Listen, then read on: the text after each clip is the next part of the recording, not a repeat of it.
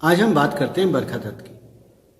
मैंने कुछ नहीं करा है। मैंने पिछले 1999 से लेके अब तक के कुछ इंसिडेंट्स को जो इतिहास में हुए हैं उनको एक जगह पिरोने की कोशिश करी है और समझने की कोशिश करी है क्या इत्तेफाक कोइंसिडेंस केवल बरखा दत्त के साथ होता है और किसी के साथ क्यों नहीं होता है। 1999 कारगिल वॉर, जून मई जून, बरखा दत्त अपने कैमरामैन जमील के साथ पहुंची थी और एनडीटीवी से एक दूसरी पत्रकार थी ऋचा पंत जो अपने कैमरामैन वरदराजन के साथ पहुंची थी। ऋचा पंत कर्नल पंत की बेटी हैं। कर्नल पंत उस वक्त कारगिल में सर्विंग ऑफिसर थे और उनकी बदौलत ऋचा पंत ने कारगिल की कवरेज करी थी। कारगिल की सबसे भयंकर लड़ाई टाइगर हिल, तुतलिंग और थ्री पिंपल्स में हुई थी जिसकी कवरेज ऋचा पंत ने करी थी। और कहते हैं कि बरखा दत्त ने उनके टेप चोरी करके बोफोर्स गन के साथ एक P2C करी जिसमें पीछे बोफोर्स गन फायर हुई और उसके बाद इन्होंने जमील के माध्यम से अपने सारे वीडियो दिल्ली को अपलोड कर दिए और ये मीडिया की सो कॉल्ड ब्लॉकबस्टर रानी बन गई, एक जेम्स बॉन्ड काइंड ऑफ पत्रकार बन गई जिन्होंने लाइव एक्शन कवर करा था। जनरल मलिक, सबने नाम सुना होगा, जनरल मलिक कमांडिंग ऑफिसर थे उस टाइम वहां पर। और जनरल मलिक से जब उन्होंने अपनी किताब में लिखा है कि मैंने बरखा दत्त को बोला था यहां पर अपने सैटेलाइट फोन ऑन नहीं करो क्योंकि पाकिस्तान स्पेक्ट्रम एनालाइजर यूज कर रही है, सिग्नल देख रही है और वो वहीं अटैक करेगी, लोकेशन चली जाएगी, आप सैटेलाइट फोन ऑन मत करना, ये उनकी एडवाइजरी थी।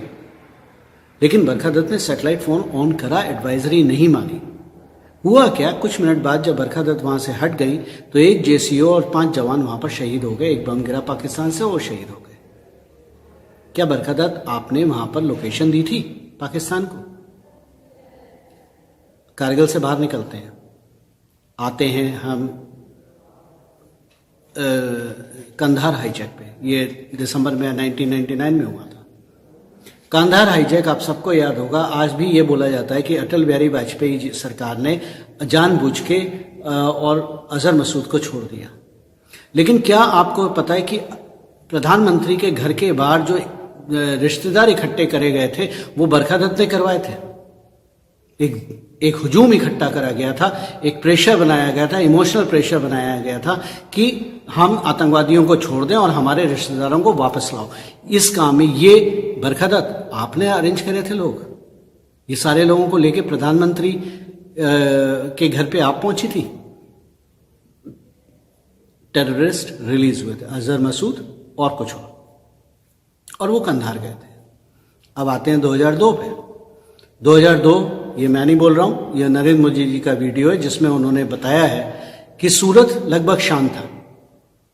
लेकिन बरखा दत्त एक बाजार में पहुंची, हीरों के बाजार में, और वहां से रिपोर्टिंग करी कि देखिए यहां पर कुछ नहीं हो रहा है, यहां सब शांत है, यहां कोई पुलिस प्रबंधन भी नहीं है, यहां कोई पुलिस वाला नहीं है, कोई पुलिस फोर्स नहीं है। बरखा दत्त आप क्या बता रही थी लोगों को? यहां पर पुलिस फोर्स नहीं है, आके अटैक करो, दुकानों को लूटो, हीरों को लूटो। एक जगह और है जो मोदी जी ने अपने वीडियो में बात करी है जिसका मुझे नाम अभी याद नहीं आ रहा है। वहां पर बरखा दत्त ने और राजदीप सरदेसाई किसी एक ने रिपोर्ट करा था कि यहां पर मंदिर टूट गया है, मंदिर तोड़ दिया है, मुसलमानों ने मंदिर तोड़ दिया। हुआ क्या था, एक बहुत छोटी सी हनुमान जी की मूर्ति पे खुरेच आई थी कुछ, और उसको बता दिया आपने मंदिर तोड़ा। आप क्या करना चाह रही थी? हिंदुओं को भड़काना चाह रही थी वहां पर कि वो लड़ाई करें, वहां दंगे फसाद शुरू हो जाएं। जो चीज ऑलरेडी एक जल रहा है, स्टेट दंगों में फंसा हुआ है, आप वहां दंगे और भड़का रही थी या क्या? मतलब प्रोफेशनल एथिक्स क्या कहते हैं बरखा दत्त? आप किसके लिए काम करती हो? 2002 से बाहर निकलते हैं, पठानकोट। आपको याद होगा पठानकोट अटैक से कुछ दिन पहले बरखा दत्त ने एक रिपोर्टिंग करी थी और मेरे ख्याल से यूट्यूब पे आप सबको मिल जाएगी, जिसमें बरखा दत्त ने यह बताया था कि बॉर्डर से पठानकोट तक कैसे आते हैं, कौन सी रिवर पार करते हैं, बोट हैं, कितनी लंबी रिवर है, कितना डिस्टेंस है, उसके बाद खेतों में से निकल के कैसे हाईवे पे आते हैं और कैसे पठानकोट एरिया में पहुंचते हैं। कुछ दिन बाद पठानकोट में अटैक हुआ और बाद में इन्वेस्टिगेशन से पता चला कि आतंकवादी ने वही रूट लिया था। बरखा दत्त, आप जीपीएस का काम कर रहे थे क्या पाकिस्तान के लिए? आप रास्ता बता रहे थे उन लोगों को, 2002 आ जाते हैं।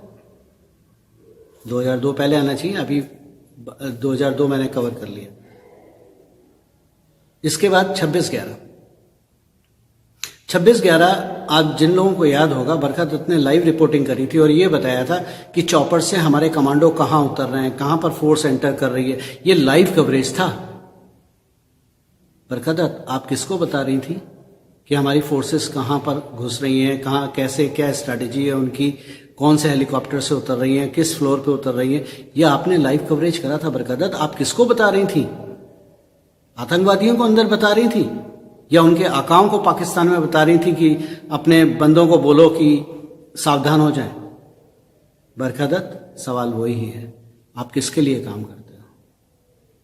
पाकिस्तान के लिए काम करते हो, आईएसआई के लिए काम करते हो, या आप एक वाकई में पत्रकार हो? ये जवाब आपको देना पड़ेगा, क्योंकि अगर आप आज ओपिनियन पोल कर लें तो आपकी बात पे कोई विश्वास नहीं करेगा। टेलीकॉम की दलाली ले लीजिए, बरखा दत्त, और जितने उटपटांग काम हैं, देश हित में जो काम नहीं है, वहां एक ही नाम आता है, बरखा दत्त। बरखा दत्त को तब कुछ नहीं याद आता है जब कोई हिंदू मारा जाता है, बरखा दत्त को तभी याद आता है जब कश्मीर मारा जाता है। लेकिन हाँ, एक बात मैं यहाँ साफ कर दूं, मेरी जानकारी के हिसाब से जो लोगों में गलत फहमी है, बरखा दत्त के फेवर में बात बोल रहा हूँ। वो कहा जाता है कि इनके इतनी शादियां हुई हैं, तीसरा हस्बैंड कुछ कश्मीर के फाइनेंस मिनिस्टर थे, ऐसी ये बात गलत है। उस बेचारे आदमी का काम तो केवल कार अरेंज करना था बरखा दत्त के लिए। He is not a husband और एनीथिंग लाइक दैट। बट सवाल वही है, बरखा दत्त, को इंसिडेंट्स आपके साथ क्यों होते हैं? इत्तेफाक की ठेकेदारी आपने क्यों ले रखी है? दुनिया जानना चाहती है आप किसके लिए काम करते हैं, क्योंकि जहां तक मैं समझता हूं, जितने भी मैंने इंसिडेंट्स अभी तक देखे, आपको बताए, इसमें से कोई भी ऐसा नहीं है जो प्रोफेशनल एथिक्स पे खरा उतरे। ध्यान कीजिएगा, मैं लोगों से बोलता हूं, बरखा दत्त से सवाल कीजिए, इस वीडियो को भेजिए उनके पास, सवाल कीजिए और उनको बोलिए कि अपनी पोजीशन क्लियर करें। क्योंकि अगर आज ओपिनियन पोल करा जाए तो बरखा दत्त, आपकी क्रेडिबिलिटी जीरो है। और केवल बरखा दत्त नहीं, शेखर गुप्ता, राजदीप सरदेसाई, सागरिका घोष, राणा अय्यूब, अभिषार शर्मा, पूर्ण प्रसून जोशी, वाजपेयी, ये जितने भी हैं, इन लोगों की क्रेडिबिलिटी आज की डेट में नहीं है। करण थापर, इनकी क्रेडिबिलिटी नहीं है।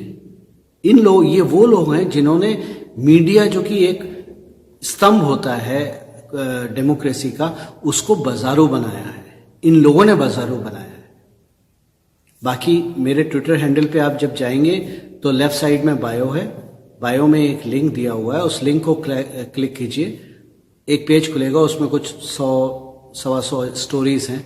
उसमें कुछ स्टोरीज मैंने बरखा दत्त पे करी हैं, बहुत डिटेल में करी हैं, बहुत डिटेल में लिखा है, लेकिन आज तक मुझे बरखा दत्त से कोई जवाब नहीं मिला है कि वो सही है या गलत है। मेरी रिक्वेस्ट आप सबसे है, सवाल कीजिए। हम सोशल मीडिया वाले लोगों की जिम्मेदारी है कि हम देश में छुपे हुए देश के गद्दारों को बाहर निकालें, उनको एक्सपोज करें, दुनिया के सामने लेके आए। जय हिंद, जय भारत।